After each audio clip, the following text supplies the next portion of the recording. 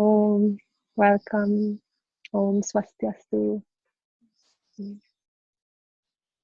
So let's start with a prayer, and then we continue with prayer, and we end with prayer. A passion for prayer. So let's take a moment and find a comfortable position.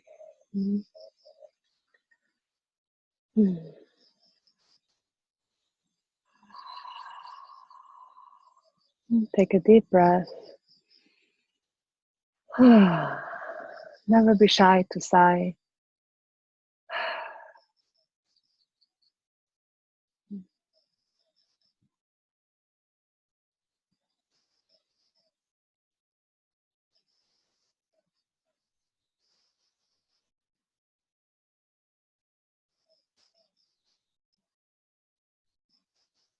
We can bring the hands to the heart in Namaste Mudra. Mudra means a gesture. Namaste. Namaha Te, my salutation unto you. Te referring to the whole universe, known and unknown, sarvam. The whole universe is not separate from myself. I am the very self of this whole universe. This is the vision of Vedanta.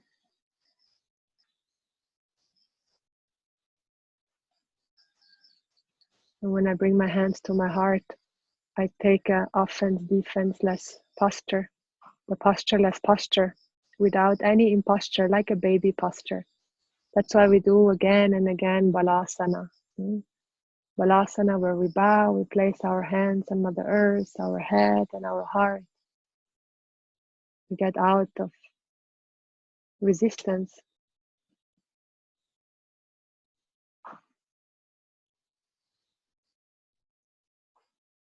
Namaha, Namaha, Namaha. You can say with me, Namaha, Namaha, Namaha. And as you say Namaha, you feel it in your heart, Namaha, Namaha. The Ha, the letter Ha, is connected to the Hridayam Sthanam, the place of the heart. So every time we say Namaha, we untie a knot from the heart. I don't want to create more knots in my heart. My goal is to untie all the knots, all my resistance to facts I cannot change. I offer non-resistance.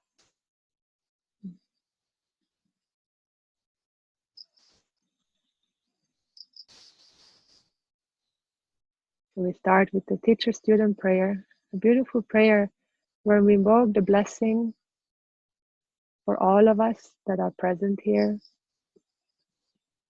May we be protected. May we be nourished. We get out more nourished, with more self-acceptance. May we bring the best out in each other. May our body, our mind,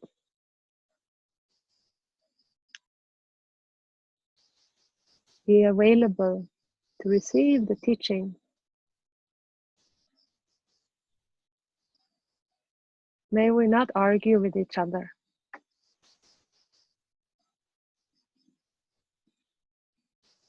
Let there be peace, śāntir, on all levels. My body, my mind, my close surrounding, and on all other levels. Let there be śāntir, freedom from pain. Om Sahana Bhavatu. Om Sahana Bhavatu. Sahanau Bhunaktu. Sahanau Bhunaktu. Saha Viryam. Saha Viryam. Karavabhai. Karavabhai. Tejasvi. Tejasvi. tejasvinavadhitamastu.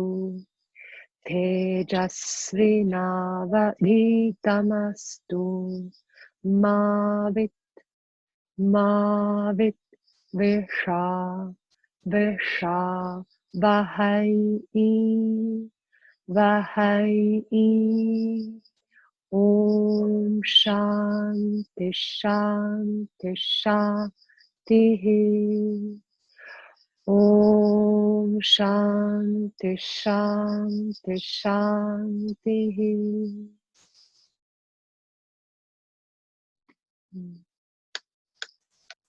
Om.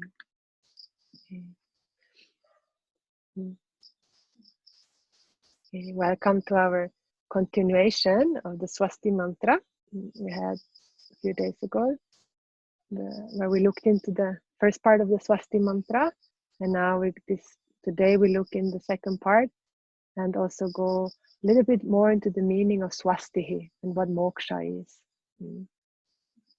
So we started with the greeting Om Swastiastu. That's like Namaste, but Om Swastiastu, it is a beautiful greeting here that is used here in Bali. Om, invoking protection, that which protects. Avati Rakshati Om. Astu means let there be. Let there be. Astu. Swastihi. Swastihi means well-being. Well-being, or in other words, freedom from pain, freedom from suffering, freedom from all that I don't want. What I don't want is pain and suffering. I always go after pleasure. I go after happiness. I go away from pain. That's where we also have the ahimsa value, the paramo dharma. Ahimsa paramo dharma. The value of all values is ahimsa. You can say ahimsa, ahimsa, paramo dharma. Ahimsa, paramo dharma. Ahimsa paramo dharma. Ahimsa paramo dharma. Ahimsa paramo dharma. Ahimsa paramo dharma. So ahimsa paramo dharma. The parama means primary. Dharma here refers to universal value. And so the primary value of all values is ahimsa. And himsa means hurting. Ahimsa means absence of hurting. So Pujya Swamiji would unfold ahimsa as the choice to choose what is least hurting. What is least hurting? Because as a human being, we have been given a free will. Right? As a human being, we have been given a free will. We can do, we need not do, we can do differently. That's the choice. We can do, we need not do, we can do differently. So every time I have a choice to do, not to do, or to do differently. And so as I have a choice, I have a choice in my actions. I do not have a choice over the result of my actions. So that has to be really assimilated. I do not have a choice over the result of my actions. The result, or phalam in Sanskrit, is given. Phalam means fruit. It's a beautiful word in Sanskrit. Phalam means fruit. So like the fruit from a tree. The tree gives us the fruit. When we take care of the tree, when we nourish the tree, and with the sun and there's proper soil, and we take care of the tree, then they give first flowers, and from the flower a fruit comes, a delicious, juicy fruit. But sometimes the fruit can also be sour. Sometimes it can also be rotten. So we don't know. The fruit is given. So that we can assimilate that we do not have a choice over the result of our actions, but we have a choice over to do, not to do, or to do differently. And so the result, what do we want? We want no pain. We don't want the result to be painful. No being in the whole universe wants a painful situation. All beings go away from pain. All beings. We cannot stand being in pain. So that means, right, if I cannot be I cannot stand being in pain. So that means I cannot be pain. If I would be pain, then I would be happy being always in pain. But I cannot stand it. And when I'm happy, then I want to hold on to. I don't want it to go away. And sometimes that's why also when there's a happy moment, there is some underlying pain. I experienced that for a long time before I came to Vedanta. There was a happy situation, but I couldn't fully and really enjoy it because I knew it's going to change. And it was so painful because I couldn't then even enjoy a pleasant situation fully. Underneath there was a sadness because I knew it's going to change. Because the fact is, everything that comes, goes, every experience, it will change. We can't hold on to it. And so when it's pleasant, we want to hold on to it. When it's painful, we just want to get rid of it very quickly. So our goal, of course, is to have more and more shanti. Pleasant situation, we can also call a situation that is shanti. Shanti means peace. And so the peace that we know of always has something to do with something other than ourselves. If you ask somebody, how are you? Yeah, I'm okay, but. There's always the but coming in. I'm okay, but, oh, my back is hurting. I'm okay, but I got a bill. I'm okay, but I didn't get the job that I want. There's always a but. And when we ask somebody, how are you? And they say, I'm really good. Then the next question is, why are you really good? It's never just, I can just be good. There's always has to be a why. And so the sukham, the happiness or the shanti, the peace that we enjoy is kasmat sukham. Kasmat means there's a reason. There's happiness or shanti because of a reason. And eventually we come to a point where we're asking for akasmat sukham. Akasmat means reasonless happiness, reasonless shanti. I want a shanti, I want a happiness, a sukham that doesn't go and depart again. Yeah? It's so painful. Like especially the most painful is when we fall in love with somebody and we experience all that love, and we feel limitless and we feel like we can conquer the moon and Mars and fly to any star. And so then this person out there is my beloved, and I'm experiencing all this love, and then suddenly it's gone. Something happens to the person. He or she falls in love with somebody else. Suddenly they don't like me anymore. And it's the most excruciating feeling that there is. Because then what happens is, oh, I might not be lovable. I was rejected. And if I'm rejected, I'm not lovable. So the conclusion is there must be something wrong with me. And there must be something wrong with me. Oh, it's too painful. And then we don't want to look at it. Then we just fall in love with somebody else. When somebody comes, yeah, you're going to find another person. Don't worry, my dear. But that's not helpful. The conclusion is still there. We just cover it up with another person or another goal that we want to go after or to achieve or to accomplish. And that core conclusion of I am not lovable or I'm not good enough, it stays.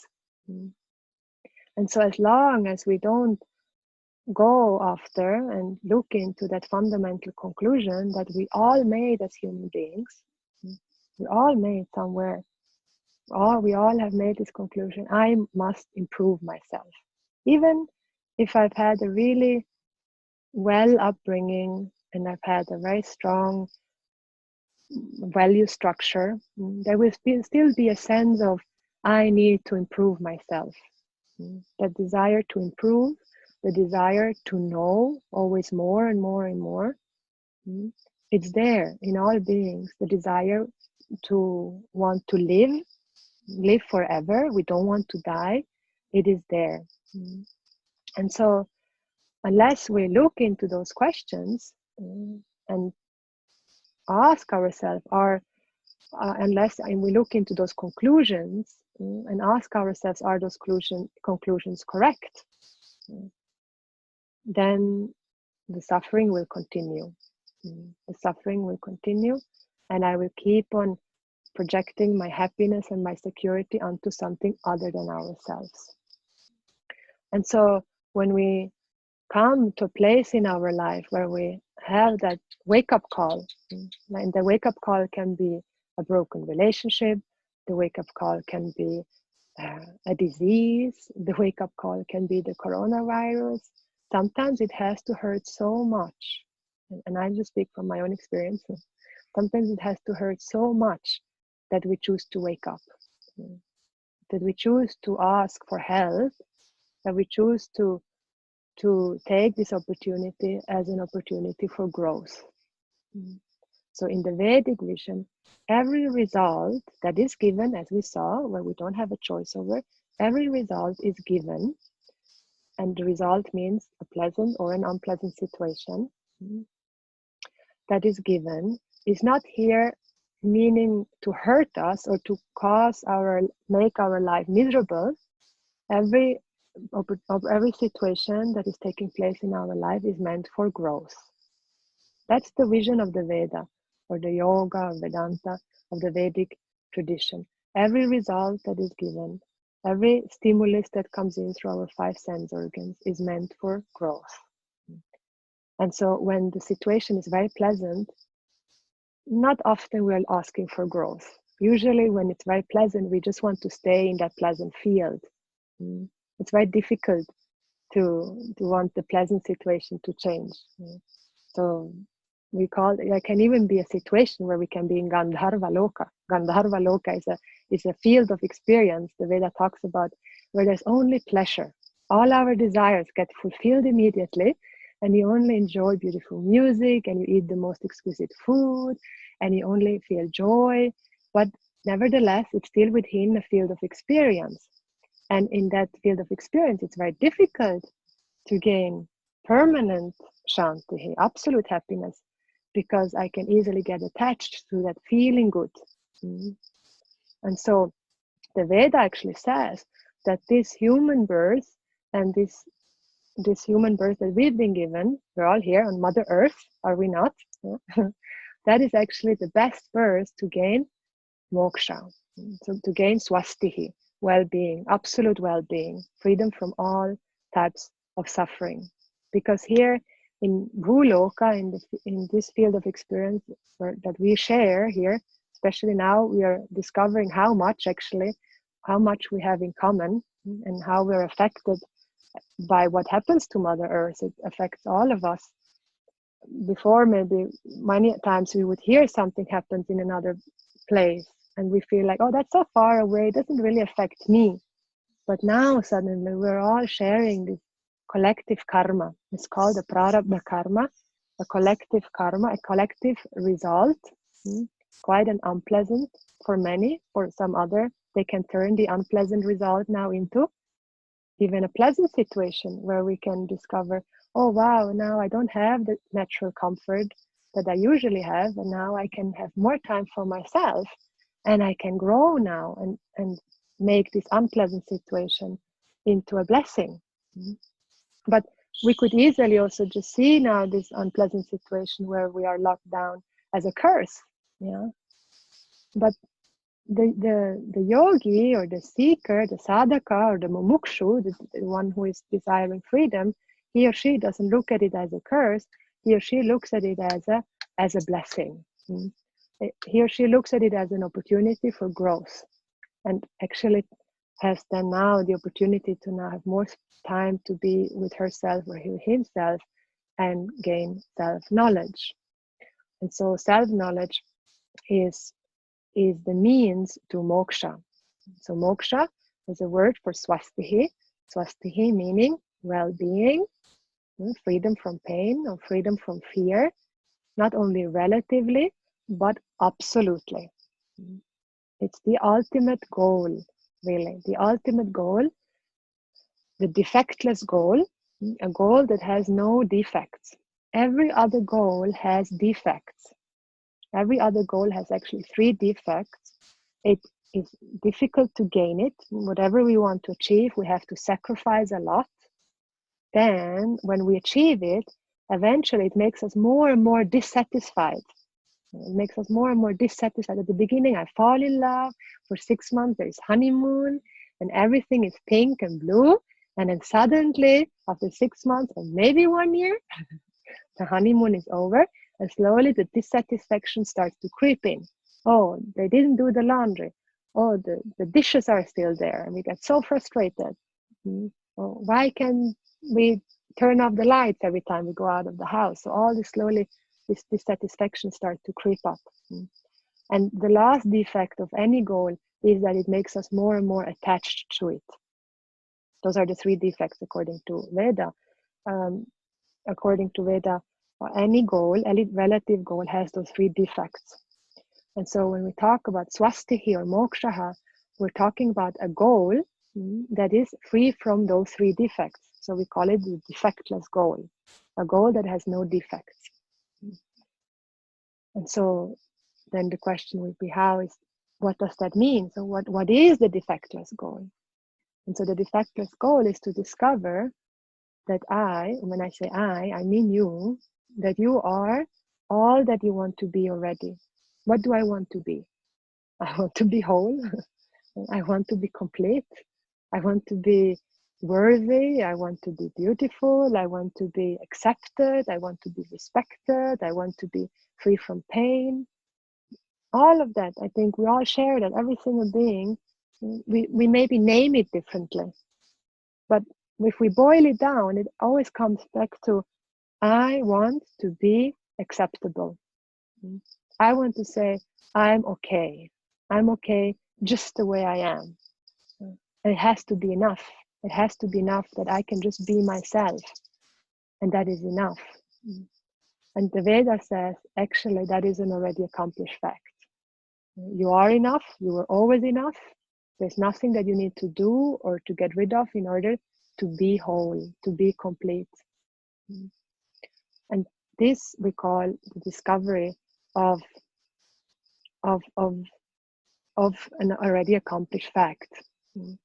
It's an already accomplished fact, so that wholeness that many people, again, we all projected onto something other than ourselves, to a person, to a career, to gaining different status, name and fame and power. That wholeness has nothing to do with something other than ourselves. Because the fact is, everything in this awareness is limited by time, by space. It comes and it goes. It has all those 3 defects. And the only being that which is free from those three defects, and that is free from the 3 limitations, the space-wise, time-wise, and object limitation, is myself, is the very self. And so that is unknown to me. If I would know that I am whole, that I am complete, that I don't lack anything, then there wouldn't be any problem, would it? Would there be any problem? Then if I know that everything is okay with me, then I can accommodate the world as it is. I wouldn't need my partner to be in a certain way. I wouldn't need my mother to be in a certain way. I wouldn't need even the coronavirus to be in a certain way. But not knowing that I am whole and complete, and not knowing that I am the source of happiness, security, and love, what happens is that I start to desire. I want to somehow rearrange the living room so that it fits into my life, into my comforts. And as soon as the comforts around me start to shift, and because I have projected my comfort outward, then my comfort is also shifting. So I can only be as secure as I can be. But if all my security and happiness has something to do with something other than myself, of course I cannot be a secure or happy person. My security and my happiness will always be like this, like a roller coaster. If the weather is okay, then I'm okay. If the weather is not okay, then I'm not okay. That's what most of us people experience. So when we come to Vedanta, then it shifts. The whole vision shifts. Then the weather can be what the weather is, including my mother, my father, the coronavirus, everything can be as it is. And I can still be okay. I can still say I am okay without a but. Somebody can ask me, how are you? I'm okay, and finish. It's period. And when I can say that, we say we have accomplished the defectless goal. We have accomplished Svasti, real well-being, moksha, freedom. And so that is not overnight, naturally. It's not overnight happening. It's not just that, oh, I get it like that, and then it's over. So it's a cognitive shift that has to take place, a cognitive shift that takes place when I expose myself to the traditional teaching of Vedanta. So then the Vedanta serves like a mirror in the form of words. It serves like a mirror in the form of words and takes me step by step, systematically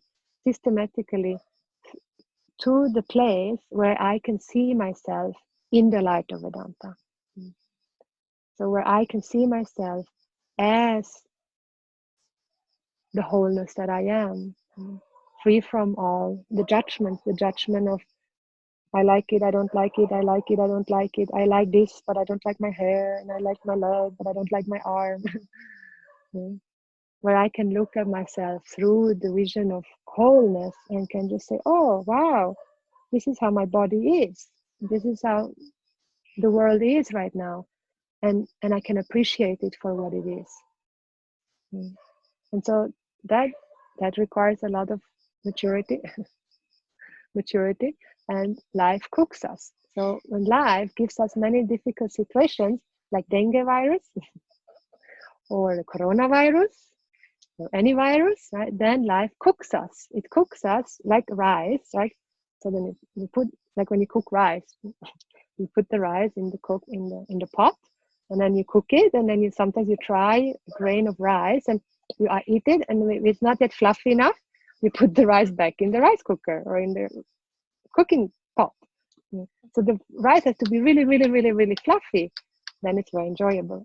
So in the same way, life cooks us. It cooks us to the degree that we get so fluffy, to the degree where we have to melt down, the melting down of all our offense defense posture, melting down the survivor in us.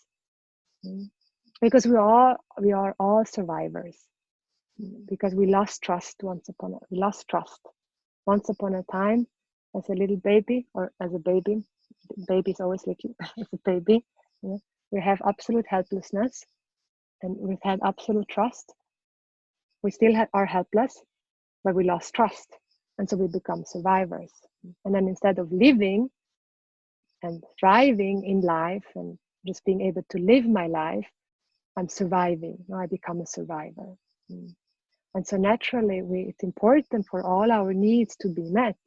Our house, food, clothing, shelter, they're very important to take care of them. So we do not want to dismiss them and just give all, like not take care of them. They're important that we are taking care of our needs, so that my mind is available to gain self-knowledge, to see myself in the light of Vedanta, to see myself as the whole being that I am. And I'm not only the whole being, I am the source of all that I want to be. I am the source of love and happiness and security. So if I'm not relatively secure and happy, if I cannot say I'm okay, I can accept my body, I can accept what I have been given, where there's a relative satisfaction, how can we ever gain absolute happiness? It's impossible. So it's very important that first we put the effort forward.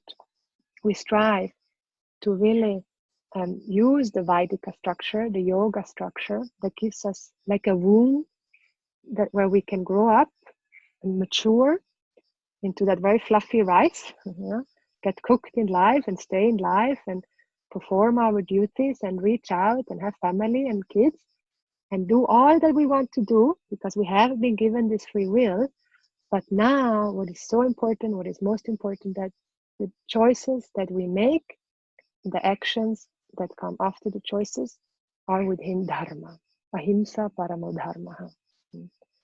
So if I want to gain moksha, freedom from absolute freedom, svasti, first I need to live a life of dharma. Or together, like I gain self-knowledge, I take the time to study and inquire, yet at the same time my primary goal is really to live a life of dharma. So dharma has to become your yoga, your sadhana, your passion, basically. Because when we follow dharma, then I am protected by dharma. We have a beautiful verse, it's called dharmo rakshati. You can say dharmo rakshati rakshitaha rakshitaha dharmo rakshati rakshitaha rakshitaha. So this means that dharma rakshati, the one who protects dharma, so who protects the value of ahimsa, is then, or any other value, is then protected by that very value, is protected by the dharma itself. So when I'm in fear, when I'm uncertain, then you can fall back to that value of ahimsa. What is the least hurting in this situation? Because if I'm afraid, if there is uncertainty, then somewhere I'm not clear about my value. Because my value is never to hurt any being. And that's, you stand in that, like you're Durga. You're all Durga. We're all women here today. So we are all, the woman is really an embodiment of dharma. Even in the Bhagavad Gita, it says in the beginning, in the introduction, it says the ones who are upholding dharma are the women. It's the women. We are a living, breathing dharma.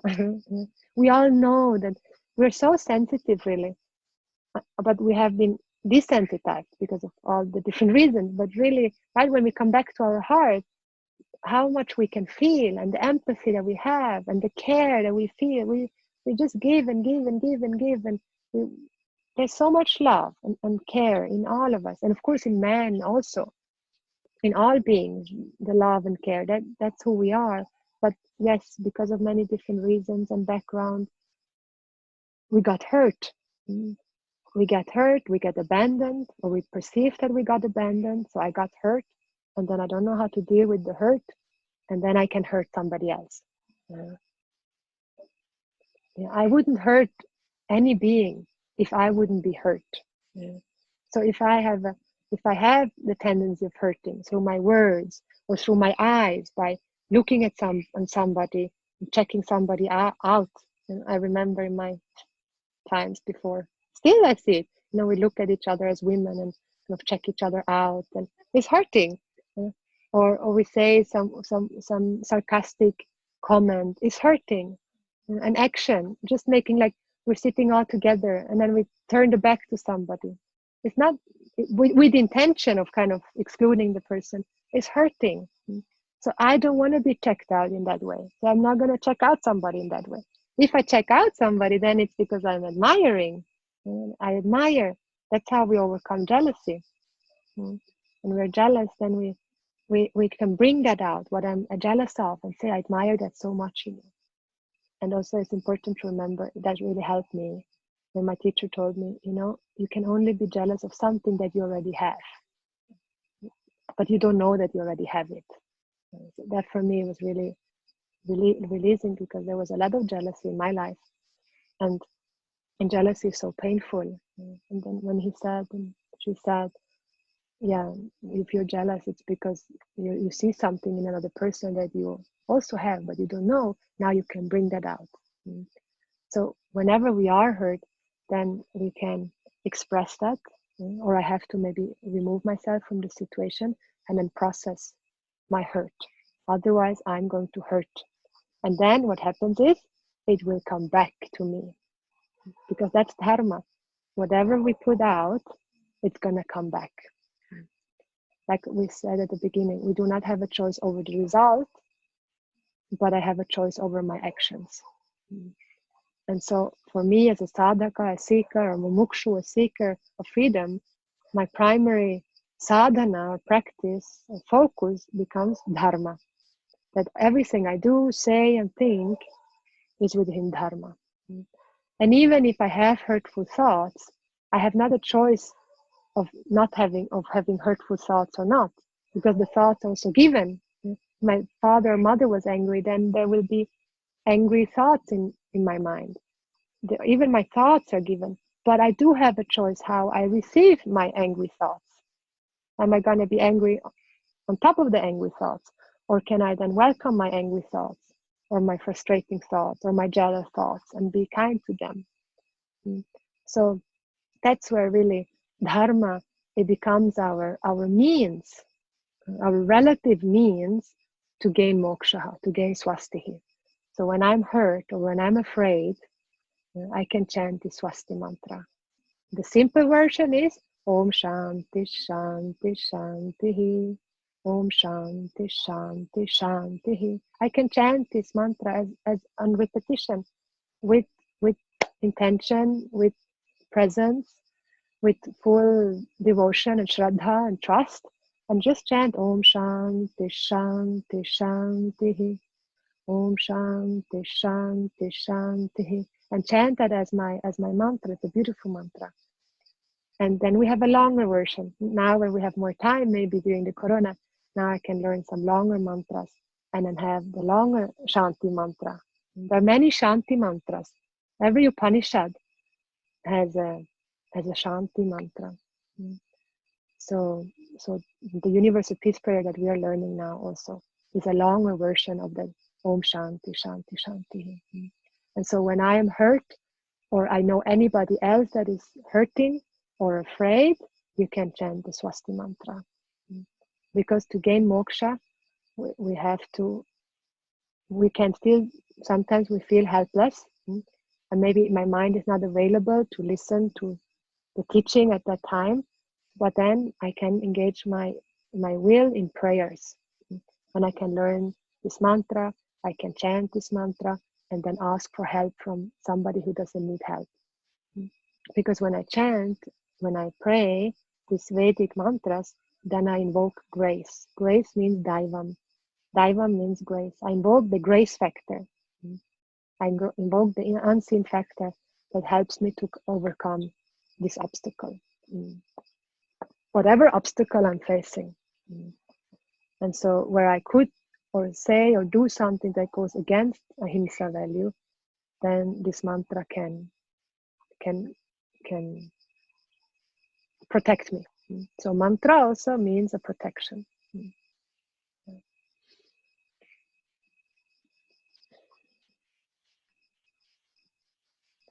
So some of you have been here in last class. So we chant these first two verses that we learned last week. And if you haven't learned them, then you can look the first part of this mantra. We uploaded it. And now we're going to learn then this last portion. So we do call and response now, the first and second verse here. Okay, and important is to have a posture where you feel you have a full good breath, where your head and your neck and your spine is aligned. Like when we are like this, it's much more difficult to breathe, and also what happens is when we chant, it's profoundly healing on many different levels. It helps us integrate whatever we have not integrated, because we're using so much breath also. It's like a massage, an inside massage, and it cleans out whatever tension is there, whatever toxins are there, they get cleaned out. That's why sometimes also with pranayama or chanting, you sweat a lot after that.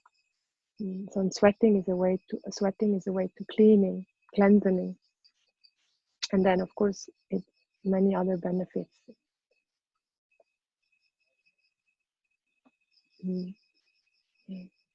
So let's take a moment.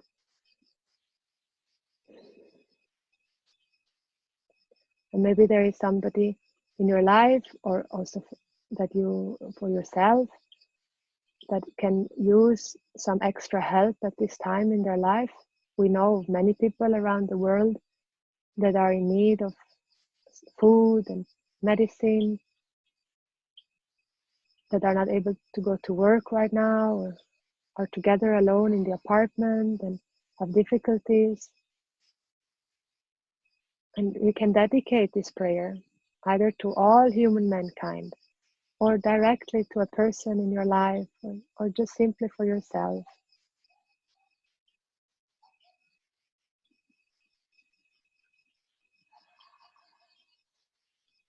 And then we make a formal sankalpa. So you can imagine you have a flower in your hand.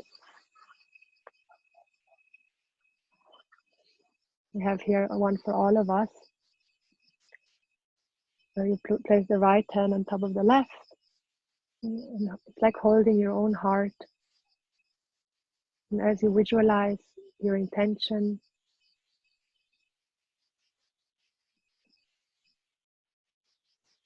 you keep it in a special place in your heart.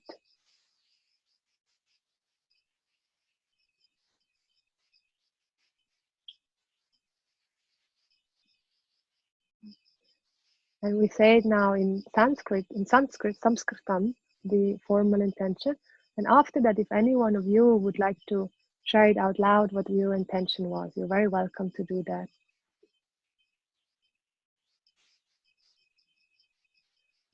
Om Namo Pata, Om Namo Pata, Samasta, Samasta, Duritakshayat, Duritakshayat, Dwara, Dwara, Shri Parameshwara, Shri Parameshwara, Prityartam, Prityartam, Nyāyena, Nyāyena, Vairagya, Vairagya, Moksha, Moksha, Siddhyartam, Siddhyartam, Svasti Mantra, Svasti Mantra, Japa, Japa, Karishyamaha, Karishyamaha.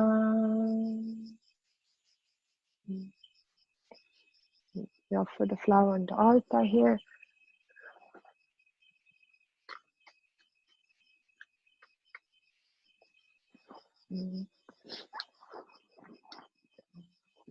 If anyone, I mentioned, and if anyone would like to say their intention out loud and to have an extra support here from all the different beautiful dharmis, durgas that are joining here tonight, today. And sometimes it's so beautiful to be able to speak it out loud and have a whole community praying for you. If you want to say a few words, then you can unmute yourself.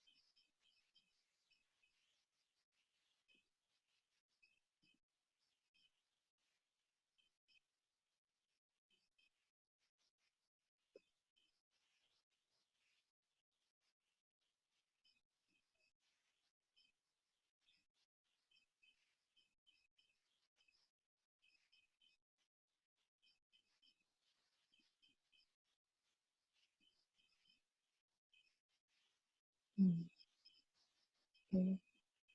We have silence sometimes is more than 1,000 words.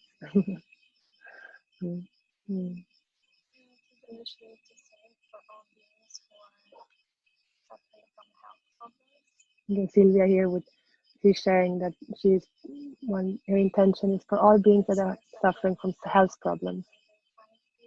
Mm. Yeah. May they find healing and love and let them know that they're not alone. Mm. Yeah. Yeah, when you're suffering from health troubles, you can feel very alone. Mm. Yeah, I think there are many people that feel very alone at the moment. Yeah. Mm. Mm. Mm. So that's beautiful in the mantra here also we have, where we ask, nirbhayāh, may all beings be free from fear. Yeah. Okay, so let's take a deep breath. Om Svasti prajābhyaḥ. Om Svasti prajābhyaḥ. Paripālayantām. Paripālayantām. Nyāyena. Nyāyena. Mārgeṇa. Mārgeṇa. mahīṃ mahīśāḥ. mahīṃ mahīśāḥ. gobrāhmaṇebhyaśśubhamastu nityam. Shubhamastu nityam. lokāssamastāssukhino bhavantu. Sukhino bhavantu. Kāle varṣatu. Kāle varṣatu. parjanyaḥ. Parjanyaḥ. pṛthivī. sasyaśālinī. Sasyaśālinī. deśo'yaṃ. kṣobharahitaḥ.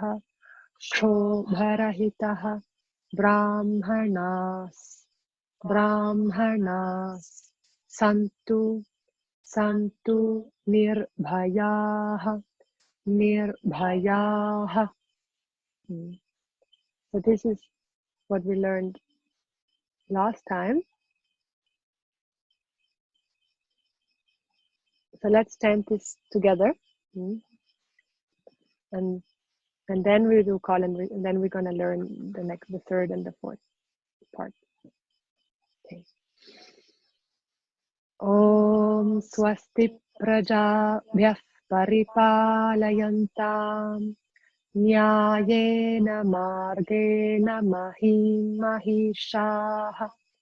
gobrāhmaṇebhyaśśubhamastu nityam. lokāssamastāssukhino bhavantu. kāle varṣatu parjanyaḥ. pṛthivī sasyaśālinī. deśo'yaṃ kṣobharahitaḥ. brāhmaṇāssantu nirbhayāh.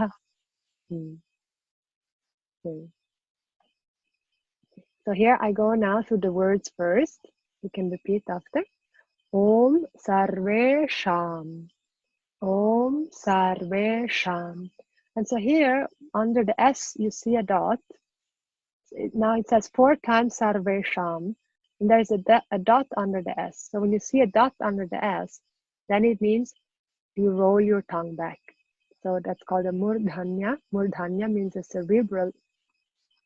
That means the place of articulation is on the top of the dome, but with the bottom of the tongue. So you have to roll your tongue back, and then it's like the bottom of the tongue wants to touch the dome of the palate. Like this, sha, sha, and it sounds like that. Sarveṣāṃ, sarveṣāṃ, and the a and the a is long. Sarveṣāṃ, sarveṣāṃ. Svastir, svastir. It would be swastihi actually, but it comes an R because of a rule, a Sanskrit rule. Svastir bhavatu. Svastir bhavatu. And the bha is an aspirate letter. It means you have a little bit of puff in your heart and in your belly. Bha, bha, bha, bhavatu. bhavatu, bhavatu. Svastir bhavatu, svastir bhavatu. Sarveṣāṃ, sarveṣāṃ, śāntir bhavatu, śāntir bhavatu. So this S is a different S than this one. You see here is a dot underneath, and here is a line on top of the S. So that S is a sha S, where the tongue touches the tip of the tongue touches the palate or behind the teeth, and it's a sha. Maybe you hear the difference between sha and sha. Sha and sha, and then we also have S like a sa. So we have three different S's. We have a sa, we have a sha, and we have a sha. So this is a shantihi, shantihi, bhavatu, bhavatu. Again, the S put here on the bha. Then sarveṣāṃ, sarveṣāṃ, purnam, purnam. And here also you see a dot under the N. So the same happens like with the S. You again roll the tongue back, and then the bottom of the tongue touches the dome of the palate. Purnam, purnam, bhavatu. Sarveṣāṃ, sarveṣāṃ, mangalam, mangalam. This dot on top of the G is actually supposed to be on top of the N. So something happened here. Mangalam, mangalam, bhavatu, bhavatu. So bhavatu is like astu, let it be. In Sanskrit you have a lot, lot lakara. Lot means like it's an invocation. We have different tenses. Tenses is called. Yeah, tenses. You have like present tense and future tense and past tense. And then you have a tense that is an invocation. It's called lot in Sanskrit. And so bhavatu is a prayer. It's like let there be, like astu. Om swasti astu. Om swasti astu. Let there be swastihi. Bhavatu is the same word.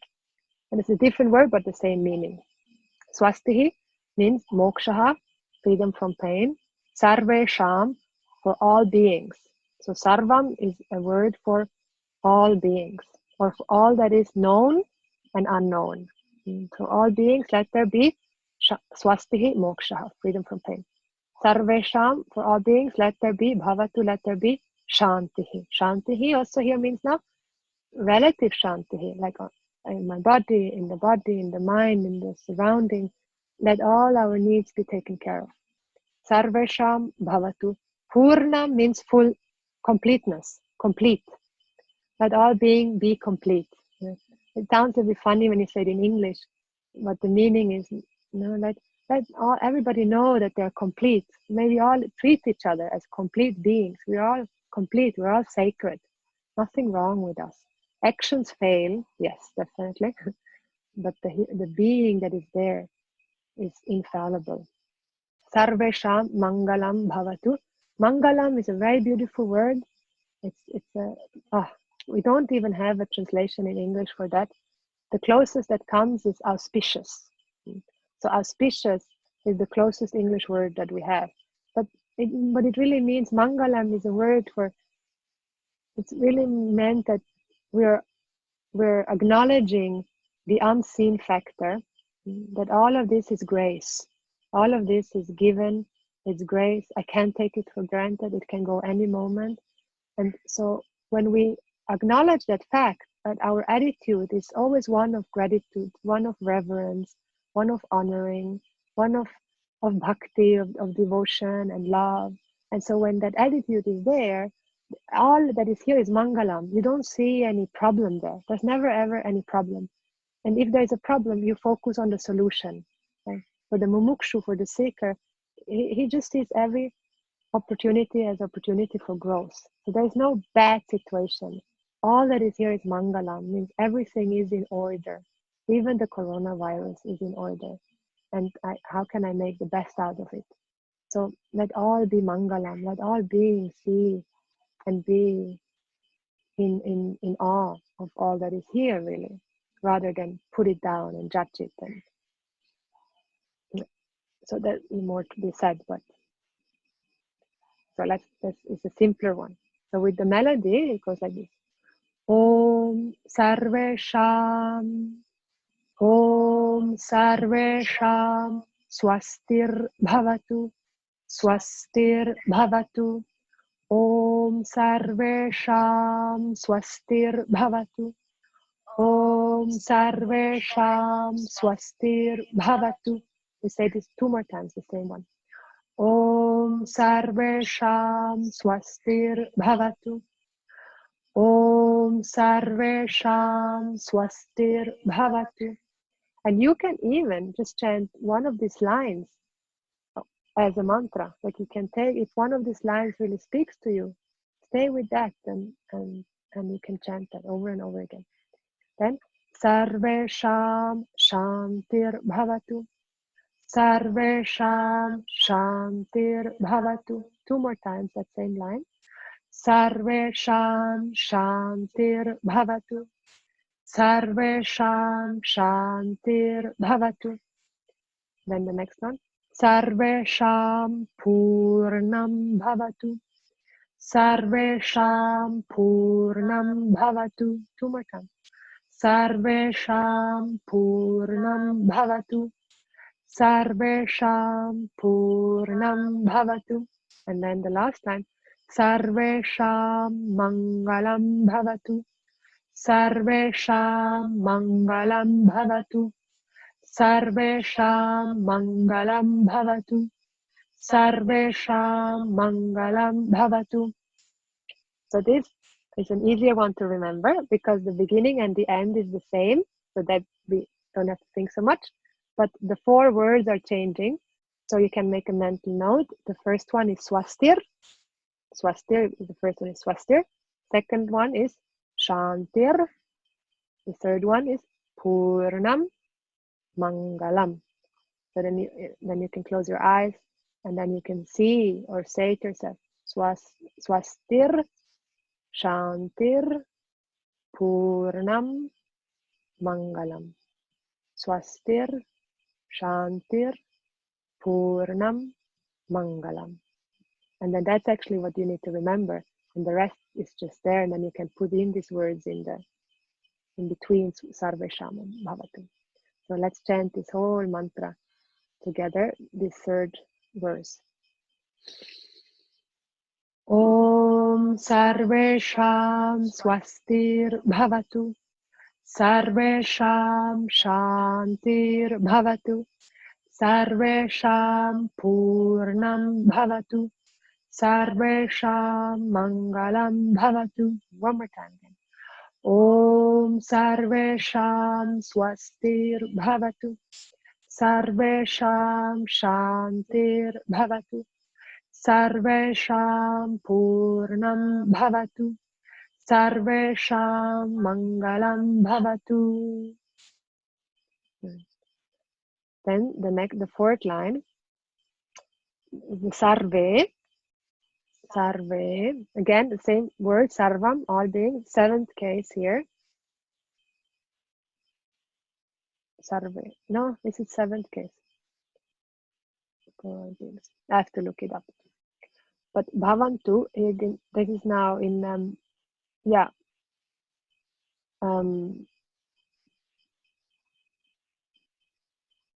what's it called? Passive mode. Sukhinaha, happiness. So again, bhavantu, let there be sukhinaha, happiness. Sukhinaha, sarve bhavantu sukhinaha. Sarve bhavantu sukhinaha. And the ka also here is aspirate, like the bha, here it's ka, sukhinaha, sukhinaha. Then sarve santu, nirbhayāh, nirbhayāh. Sarve bhatrāni, pashyantu. Oh, here, excuse me, I forgot to say. Nirbhayāh, maya is disease. Nirbhayāh means free from disease. That all being healthy. Bhatrāni, Pashyantu means to see. Pash means to see. And Bhatram is a goddess. Bhatrani is goddess. So may we all, or goddess, may we all see the goddess in each other. May we all see that which is sacred in each other. May we not get lost in, in pinpointing at each other our fault, and you did this and I did that. And no, let me see what is really important, and what is the truth. Let's not focus and get lost in nagging. May we always see the goddess. May we always see that which is sacred. And then ma kaschit dukkha bhag bhavet. Dukkha is the opposite of sukham. Dukkha means pain, and ma, here's ma, goddess. Kaschit dukkha bhavet. Bhavet, let there be freedom from, or the destruction from dukkham, pain, sorrow. So goddess of this universe, please destroy all pain and all sorrow. So with the swaras, sarve bhavantu sukhinaha. So we chant it. Sarve bhavantu sukhinaha. Sarve bhavantu sukhinaha. One more time. Sarve bhavantu sukhinaha. And so you see here it goes a little bit quick. It's not sarve bhavantu sukhinaha. No, it's not u, it's a short u. Bhavantu sukhinaha. Bhavantu sukhinaha. Then sarve santu nirbhayāh. Sarve santu nirbhayāh. Two more times. Sarve santu nirbhayāh. Sarveṣāṃ nirbhayāh. May all beings be healthy and free from disease. Sarve bhatrani. And here you have the dot under the N again. So that I roll the tongue back again. Sarve bhatrani.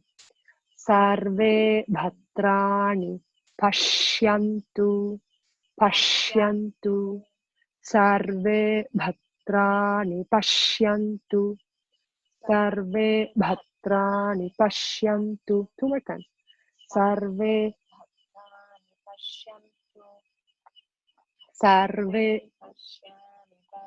one more. Sarve bhatrani pashyantu. Sarve bhatrani pashyantu. Ma kaschit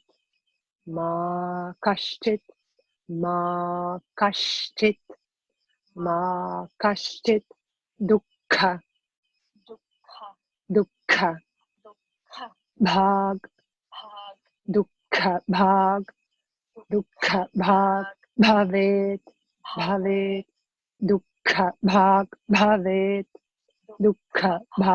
bhavet ma kaschit dukkha bhag bhavet. Ma kaschit dukkha bhag bhavet. Ma kaschit dukkha bhag bhavet. Ma kaschit dukkha bhag bhavet. So now we got to put this together. I chant the first line, then we chant the first line together. Sarve bhavantu sukhinaha. Sarve santu nirbhayāh. Now, sarve bhavantu sukhinaha. Sarve santu nirbhayāh. Two more times. Sarve bhavantu sukhinaha. Sarve santu nirbhayāh. Sarve bhavantu sukhinaha. Sarve santu nirbhayāh. Good. Now I chant the second line and then together. Sarve bhatrani pashyantu. Ma kaschit dukkha bhag bhavet. Sarve bhatrani pashyantu ma kaśchit dukkha bhag bhavet. Sarve bhatrani pashyantu ma kaśchit dukkha bhag bhavet. Sarve bhatrani pashyantu ma kaśchit dukkha bhag bhavet. Sarve bhatrani pashyantu ma kaśchit dukkha bhag bhavet. So now the whole verse. Big breath. Sarve bhavantu sukhinah. Sarve santu nirāmayāh. Sarve bhatrani pashyantu ma kaśchit dukkha bhag bhavet. Sarve bhavantu sukhinah. Sarve santu nirāmayāh. Sarve bhatrani pashyantu ma kaśchit dukkha bhag bhavet. Sarve bhavantu sukhinah. Sarve santu nirāmayāh. Sarve bhatrani pashyantu ma kaśchit dukkha bhag bhavet. Excellent. So now we chant these two verses together. Om sarveṣāṃ svastir bhavatu. Sarveṣāṃ śāntir bhavatu. Sarveṣāṃ purnam bhavatu. Sarveṣāṃ mangalam bhavatu. Sarve bhavantu sukhinah. Sarve santu nirāmayāh. Sarve bhatrani pashyantu ma kaśchit dukkha bhag bhavet. And dissolve into silence. And immediately you notice the effect when you chant. Notice what takes place in your heart.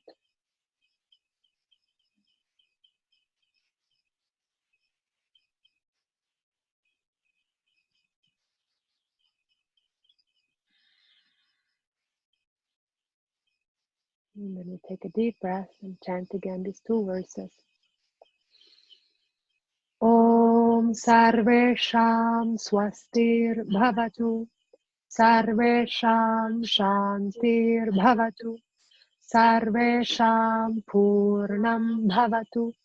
Sarveṣāṃ mangalam bhavatu. Sarve bhavantu sukhinah. Sarve santu nirāmayāh. Sarve bhatrani pashyantu ma kaśchit dukkha bhag bhavet. And dissolve into silence. Let the chanting be like a bath that you take in Ganga, or in your river, in your country, in your ocean, lake. You feel so refreshed when you take a bath. And so these mantras also, they're a sacred bath in the form of words. And they wash out whatever words of resistance we carry. The words of resistance is shoulds and woulds and coulds and shouldn't and wouldn't and couldn't. And when we resist facts, we cannot change. But then it creates a knot in our heart, and it creates a disease in our body. And so to get rid of that and neutralize that, we can bring in words of non-resistance. And so all these mantras, these are all words of non-resistance, words of acceptance, words of invoking help and bringing out what I am, bringing the best out of me.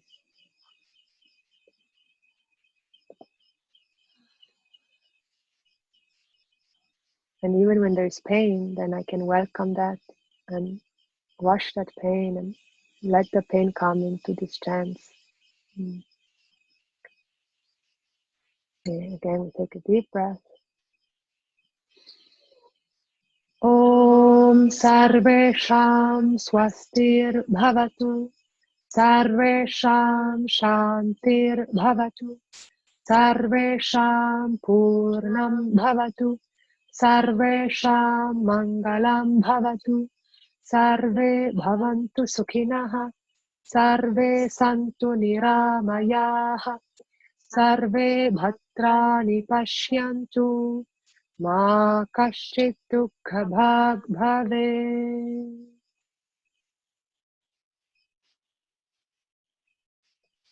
And we chant this 2 more times before then we finish.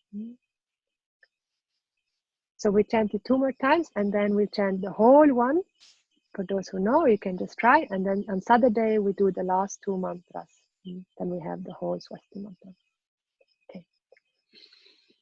Om sarveṣāṃ svastir bhavatu, sarveṣāṃ śāntir bhavatu, sarveṣāṃ purnam bhavatu, sarveṣāṃ mangalam bhavatu, sarve bhavantu sukhinah, sarve santu nirāmayāh, sarve bhadrani paṣyantu, mā kaśķit dukkha bhāg bhavet. And rest and relax your body. You can chant out of fullness, out of leisure. Om sarveṣāṃ svastir bhavatu, sarveṣāṃ śāntir bhavatu, sarveṣāṃ purnam bhavatu, sarveṣāṃ mangalam bhavatu, sarve bhavantu sukhinah, sarve santu nirāmayāh, sarve bhadrani paṣyantu, mā kaśķit dukkha bhāg bhavet. And then we will chant the whole from the beginning to the end. For those who know, otherwise just join in your heart. Om Svasti prajābhyaḥ paripālayantām, nyāyena mārgeṇa mahīṃ mahīśāḥ, gobrāhmaṇebhyaśśubhamastu nityam, lokāssamastāssukhino bhavantu, kāle varṣatu parjanyaḥ, pṛthivī sasyaśālinī, deśo'yaṃ kṣobharahitaḥ, brāhmaṇāssantu nirbhayāh. Om sarveṣāṃ svastir bhavatu, sarveṣāṃ śāntir bhavatu, sarveṣāṃ purnam bhavatu, sarveṣāṃ mangalam bhavatu, sarve bhavantu sukhinah, sarve santu nirāmayāh, sarve bhadrani paṣyantu, mā kaśķit dukkha bhāg bhavet. Asato mā satkamaya, tamaso mā jyotirgamaya, mrityormā amritangamaya. Om purnamadah purnamidam purnāt purnamudachyate, purnasya purnamadaya purnamevavashishyate. Om shanti shanti shanti. Harihi Om. Shri Gurubhyo Namaha. Harihi Om.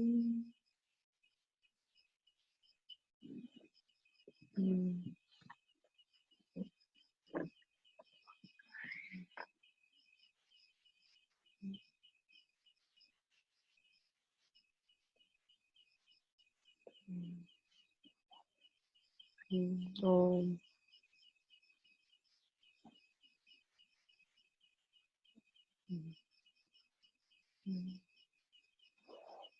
So thank you all for joining. So nice to be here with you. If anyone has a question, I can stay for a little bit and share the question here with the chant or anything that I said. You're welcome.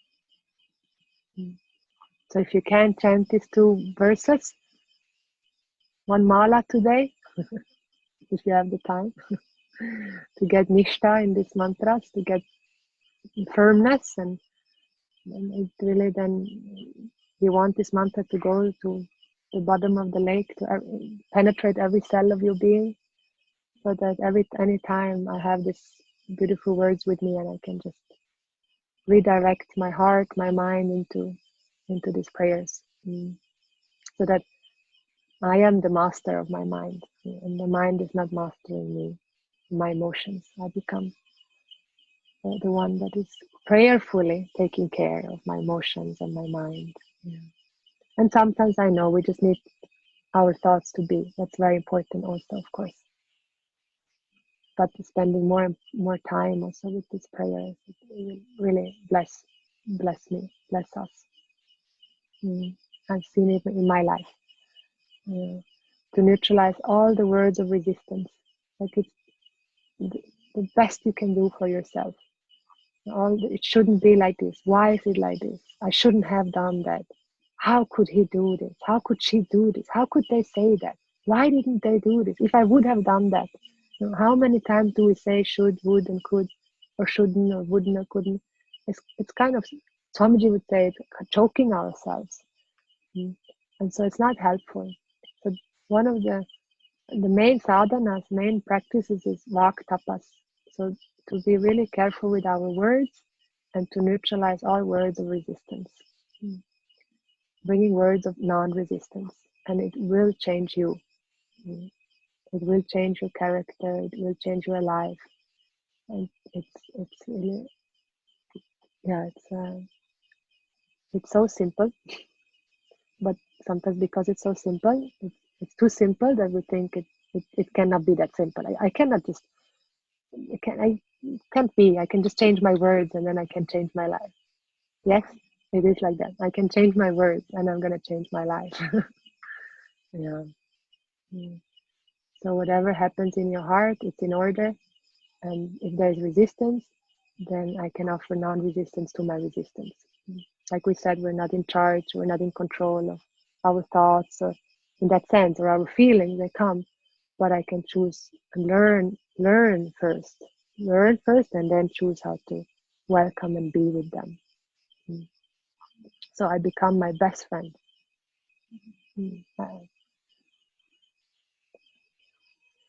Okay, so if there's no question, then we'll finish here, and we'll finish the last 2 verses on Saturday, the same time, if you want to join. And if you cannot, then we'll have the recording and you can finish then. Lots of love, hugs and snuggles without struggles. Om. Mm, mm, mm. Sweetness, sweetness, sweetness.